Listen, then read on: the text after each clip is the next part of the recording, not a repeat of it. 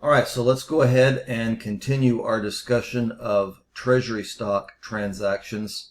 And if you are in one of my classes and you have either printed out this handout or I have given you the handout in class, I want to tell you that for the next couple of problems, we probably don't have enough room on the paper to fulfill the requirements, but I try to space these things out so I don't have one piece of paper with a little bit left on it. So as you can see, we don't have a lot of room here. So what I've done is I've brought another piece of paper in here, and so you'll have to probably have a separate sheet of paper. If you're just watching this video, you're not going to have the handout, so you're going to have a separate piece of paper anyway. Okay, so let's look at what we have here. It says on April the 2nd, a corporation purchased for cash 5,000 shares of its own $10 par common stock at $16 a share. Okay, so we're paying $16 a share for this stock. Later, it sold 3,000 shares of the Treasury shares at $19 a share on June the 10th. And then we have a third transaction. Looks like the remaining 2,000 shares were sold on November the 10th for $12 a share. And so we've got parts A and B here for our requirements. However, we have to do two different sets of journal entries for part B. So this is going to take up a little bit of space. So let's just see what we have here. A, they want us to journalize the purchase of the Treasury stock, and again we are using the cost method. Okay, it's cost method. So if we buy back some of our own stock, we have to ask ourselves what is going up, and what is going up is Treasury stock. And we acknowledged that Treasury stock, let me just get the date up here real quick, that Treasury stock is a contra equity account to common stock paid in capital. So it's an adjustment. So paid in capital, that's the amount over par that we sell stock for. And then of course common stock is just the common stock at par. So we increase those accounts with, we increase those accounts with a credit. Those common stock paid in capital, these have normal credit balances. So a contra account will always have the opposite balance, right? So what we're going to have here is we're going to have Treasury stock will be our debit. And then to find out how much we're going to debit the account for, let's just bring our calculator over here. It says that we purchased 5,000 of these shares at a price of $16. Okay. And that equals $80,000.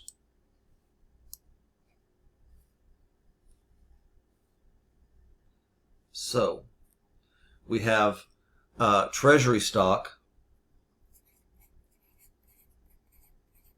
$80,000, and we used cash,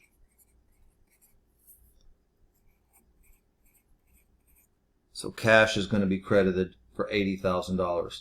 And we have fulfilled the requirement for A. However, on, let's see, what was the date? On June the 10th, we're going to sell 3,000 shares of Treasury stock at $19 a share. Okay, so we have to ask ourselves a couple of things. What is being increased and what is being decreased? clear this out here. So we sold 3,000 shares at a price of $19 per share. So the company received $57,000 in cash. So we're going to have to debit cash for $57,000. Now I do want to tell you, normally we would have a journal entry explanation here for what we're doing, but these videos get pretty long as it is, so we're dispensing with that requirement to keep these videos as brief as possible. Okay, so anyway, cash has gone up by $57,000 with that debit. So what went down? Well, Treasury stock went down by 3,000 shares, and our cost in the Treasury stock is $16. So we're going to have to credit Treasury stock for $48,000.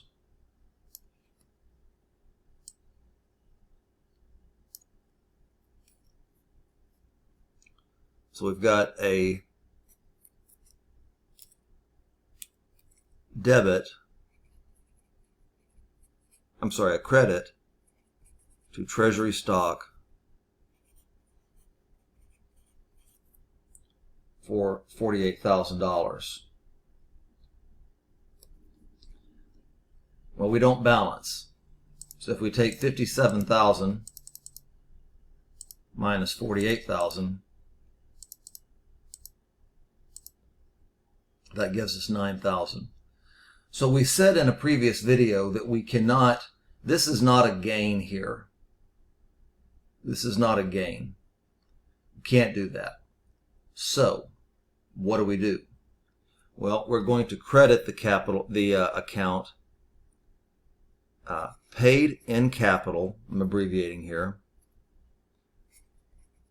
from the sale of Treasury stock for the difference, $9,000.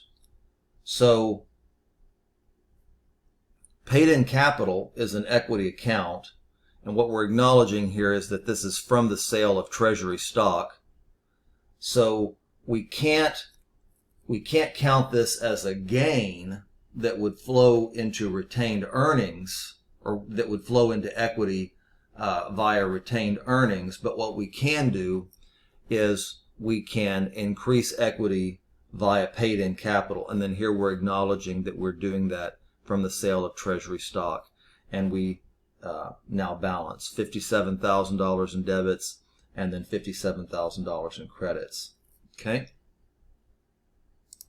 so we got one more thing that we have to do on this, and it says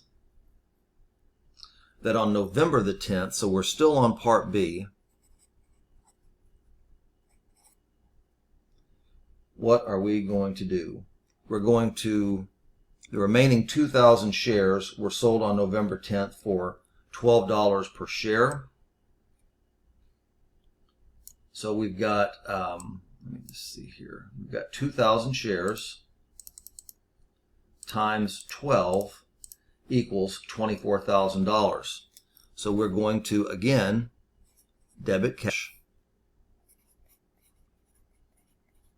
for $24,000. All right. Now, this is where it gets a little bit tricky. If it were me, and it's not, it's you. Let's see here. I need to get this where we can see everything. Remember that we paid $16 a share for this Treasury stock, and we now no longer have 2,000 shares of it. So 2,000 times 16 equals 32,000. So we must, and I'm going to intentionally drop this down a little bit on the page, we must go ahead and credit Treasury stock for $32,000. But as we had in the previous journal entry on June the 10th, we don't match here. So in the previous example, we sold the treasury stock for more than cost. So it was a nice little journal entry where we just went cash 57, treasury stock 48, and then we credited paid in capital from the sale of treasury stock for the remainder, which was 9,000. Here, we're going to use this exact same account, but we're going to have to do this as a debit. So we've got paid in capital from the sale of treasury stock, and it's going to be the difference between the $32,000 and the $24,000 in cash that we received, and that's $8,000.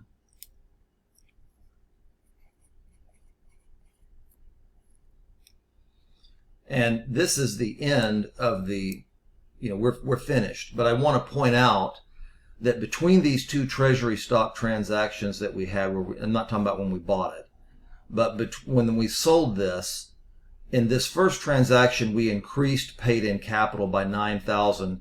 And then in this second transaction here, we decreased paid in capital by $8,000. So the net effect between these two transactions is that paid in capital went up by $1,000, and that's simply 9,000 minus 8,000. Okay. All right. So let's move that there, and we've got one more kind of longer example. So we're going to cut this video off now, and then I'll have another example for you on how to do this. A little bit more, a few more moving parts. All right.